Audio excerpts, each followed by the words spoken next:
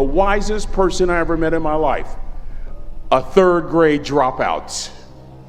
That third grade dropout, the wisest person I ever met in my life, who taught me to combine knowledge and wisdom to make an impact, was my father. A simple cook. Wisest man I ever met in my life. Left school in the third grade to help out on the family farm, but just because he left school doesn't mean his education stopped. Mark Twain once said, "I've never allowed my schooling to get in the way of my education."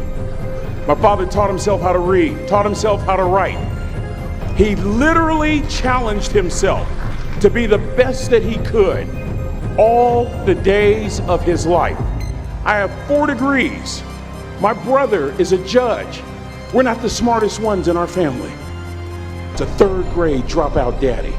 A third grade dropout daddy who was quoting Michelangelo when he was a cook at Cal Maritime, saying to us, "Boys, I won't have a problem if you aim high and miss, but I'm gonna have a real issue if you aim low and hit." A country mother quoting Henry Ford, saying, "If you think you can or if you think you can't, you're right." You see, it takes knowledge and wisdom combined to grow your influence so that you'll make an impact. Simple lessons. Lessons like these. Son, don't judge people. The tendency of a person is to walk away from somebody that's different from them.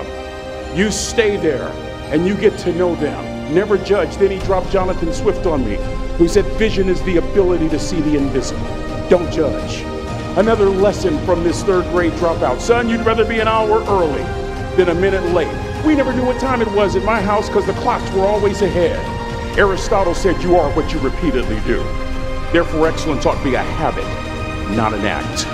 Don't ever forget that. I know you're tough. I know you're seaworthy, but always remember to be kind. Always. Don't ever forget that. Next lesson. Son, make sure your servant's towel is bigger than your ego. Ego is the anesthesia that deadens the pain of stupidity. Pride is the burden of a foolish person. You'll never be a great shipmate. You'll never be a great executive. You'll never be a great teammate if it's all about you. Final lesson. Son, if you're going to do a job, do it right. He said, I've always been told how average I can be. Always been criticized about being average. But I want to tell you something. I stand here before you, before all of these people, not listening to those words, but telling myself every single day to shoot for the stars, to be the best that I can be. Good enough isn't good enough if it can be better, and better isn't good enough if it can be best. Wisdom will come to you in the unlikeliest of sources, a lot of times through failure. When you hit rock bottom, remember this. While you're struggling, rock bottom can also be a great foundation on which to build and on which to grow. I'm not worried that you'll be successful. I'm worried that you won't fail from time to time. The person that gets up off the canvas and keeps growing, that's the person that will continue to grow their influence. And my father shared 3 words with me that changed my life. It would be the last lesson he would ever teach me. He said, son, just stand. You keep standing. You keep standing, no matter how rough the sea, you keep standing. And I'm not talking about just water. You keep standing. No matter what, you don't give up.